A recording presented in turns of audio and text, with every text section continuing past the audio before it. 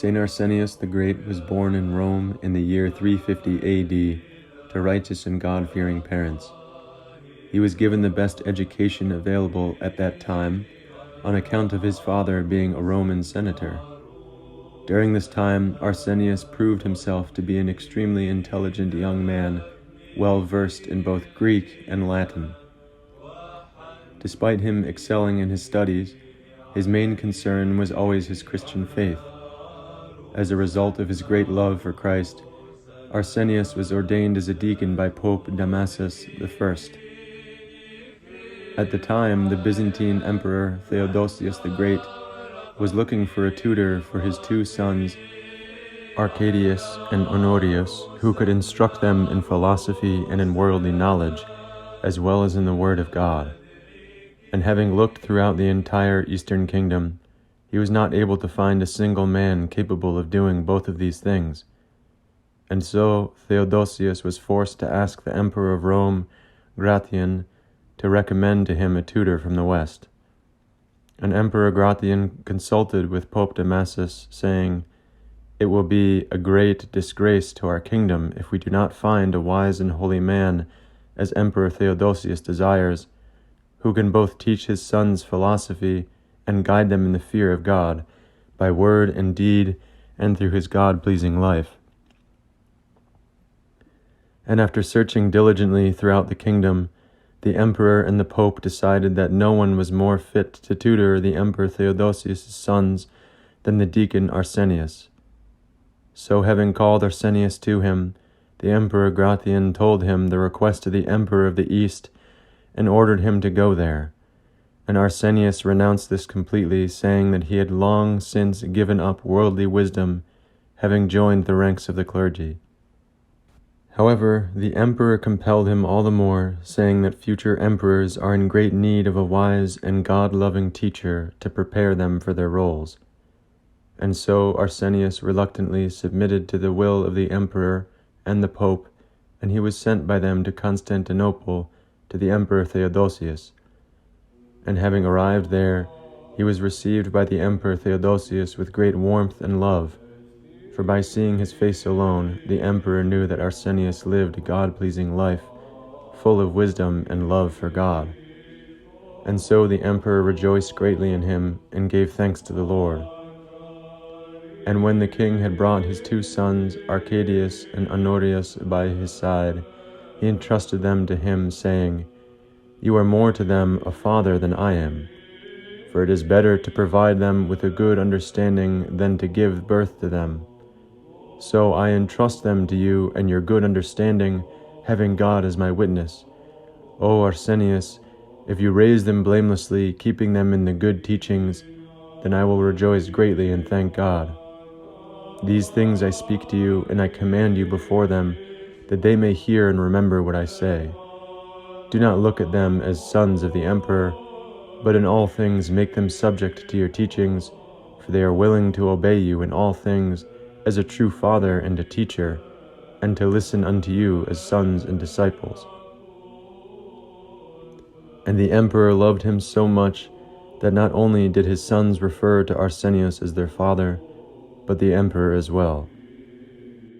And it is also written in the Patericon that the blessed Arsenius received both sons of the emperor, Arcadia and Honorius, from the bath of holy baptism, meaning he was their godfather, for they were not baptized as infants, but rather at an old age. One day Arsenius caught Arcadius involved in childish sin, and Arsenius, being a second father to him, beat Arcadius out of love, desiring to teach him a lesson for the sake of his salvation. Arcadius, however, began to resent Arsenius on account of his beating, and therefore he asked one of his servants in secret to kill Arsenius. The servant, however, being a pious Christian who feared God, went to Arsenius and warned him of Arcadius's plan. So Arsenius, overwhelmed with sorrow and fear, prayed to God with tears, asking him to direct him onto the path of salvation. And while he was praying that night, a voice came to him, saying, "Arsenius, flee from people, and you will be saved." Hearing this, Arsenius immediately dressed in raggedy clothes and left the royal palace without anyone's knowledge. So, going to the port by the sea, he found, according to God's providence, a ship going to Alexandria, and so Arsenius left Constantinople.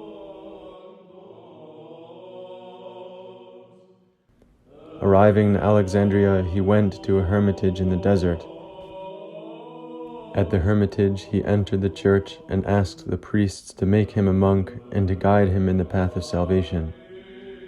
And when they saw his face with their own eyes and saw that he was an honest man, they asked him who he was and where he came from. And he answered and said unto them, I am a stranger and a poor man. And the priests took Arsenius to Abba John Colobus and told him about the man who had come to become a monk. And the old man, praying, said, The Lord's will be done. And they set the table for themselves, because it was the 10th hour of the day, and the priests sat down to eat with the Abba John. And they left Arsenius standing, for no one invited him to sit at the table. And as they ate, he stood before them, and to him it seemed as if he were standing before God and his holy angels. And Abba John, taking a piece of bread from the table, threw it in front of him, saying, If you want, eat. Abba John did this to test Arsenius's humility, wanting to know if he truly came to renounce himself and the world.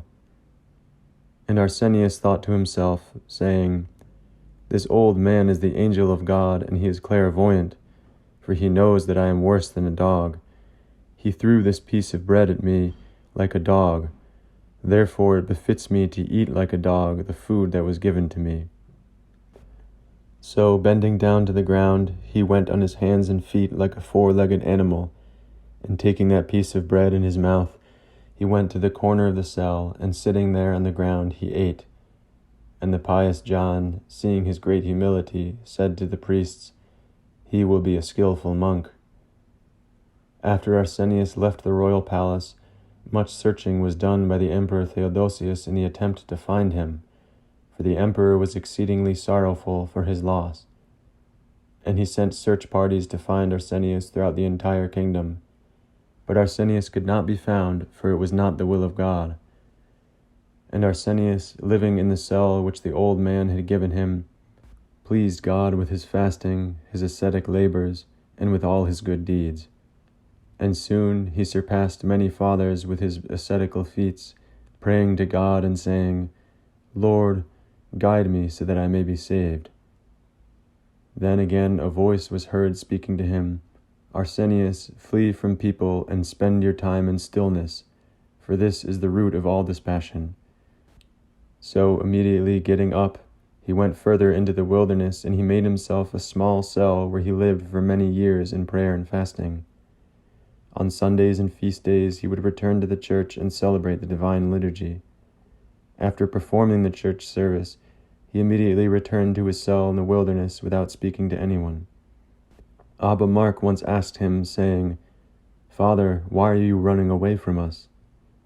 Arsenius replied, God knows that I love you, but I cannot be with God and with men, for thousands and millions of angels are in heaven, and all have a common will in a single thought of glorifying God. And the wills of humans are many on earth, and there are thoughts of many kinds, for each has his own will and his own thoughts. Therefore I cannot leave God and live amongst men instead. Thus the blessed Arsenius united himself with God and separated himself from people, and he wished not to be seen and known by anyone. Often Saint Arsenius would say, Many times I have repented on account of the words I spoke, but not once on account of my silence. One day, as the pious Arsenius sat in his cell, these things were revealed to him from God on high. He heard a voice saying to him, Come out of your cell, so that I may show you the works of people. And when the elder came out, he was astonished, for he saw the angel of the Lord taking him by the hand and leading him in a certain direction. And the angel showed him an Arab man that was cutting wood, and the man would put the wood into a large backpack. And the Arab man tried to put the great load of wood on his back and carry it, but he could not, for it was too heavy. So the man, instead of taking wood out of the bag to make it lighter, would begin cutting more wood, and he added it to the backpack, thus making it heavier than before. And again, trying to lift it and being unable to do so, he put even more wood and made the task even more difficult. And when he tried to lift it again, he was unable, and so again the man began to cut and load more wood into the bag. And the angel of the Lord brought the blessed Arsenius from there, and he showed him another man, who was sitting at a well and was drawing water. And the water he drew, he would pour into a broken vessel, and the water leaked from the vessel and returned back into the well. And the man would continue to toil in vain. Again the angel showed the elder another vision. A church was seen with its doors open, and 2 men on horseback were carrying a beam which stretched horizontally between them. And they both wanted to go through the doors of the church at the same time, but they could not, for the beam was too wide. And so the men remained outside the church. So Arsenius asked the angel who was carrying him, "What is this vision?" And the angel interpreted to him thus: "These men who are carrying the beam seem to be righteous men, but they are proud, as neither of them wants to humble themselves. Therefore they do not enter into the kingdom of heaven, but instead they remain outside on account of their pride, and so they lose all the benefit of their good deeds.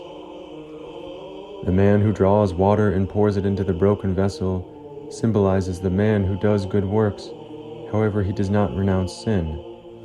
That is why he toils in vain, because the reward that he ought to receive from God he loses on account of his sins. As for the Arab man who cuts wood and adds it to the already heavy bag, he symbolizes the man who, instead of repenting for his sins, sins even more, and therefore he makes his burden all the heavier." Arsenius would tell this vision to many of his disciples, but he would always attribute the vision to another elder out of humility. And as he was about to pass away to the Lord, he said to his disciples, "Do not make such a memorial service for me, in which you may set a table and invite your brothers to eat and drink. Only take heed that offerings are given in the name of my sinful soul." Hearing this, the disciples became troubled and began to weep. And he said to them, "Do not cry, for the hour of my end has not yet come, but it is near." So the disciples asked him, "Father, how should we bury you?" And he said to them, "Do you not know how to bind my feet with a rope and throw me into the mountain?" And as his death approached, he became fearful, and he began to weep. And when the disciples saw him weeping, they asked him, saying, "Do even you fear death, Father?" He replied to them, "This fear has truly been inside me all the days of my monastic life, from the day I took this robe upon myself." And so Arsenius fell asleep in the Lord, and Abba Pimen, having heard of his death, began to weep, and he said, "You are blessed, Abba Arsenius, for you cried all the days of your life. On account of this you will rejoice for eternity, for he who does not weep here willingly, there unwillingly he will reap in torments, but to no avail." Saint Arsenius the Great fell asleep in the Lord in the year 445 AD, and he is celebrated by the Orthodox Church on the 8th of May every year.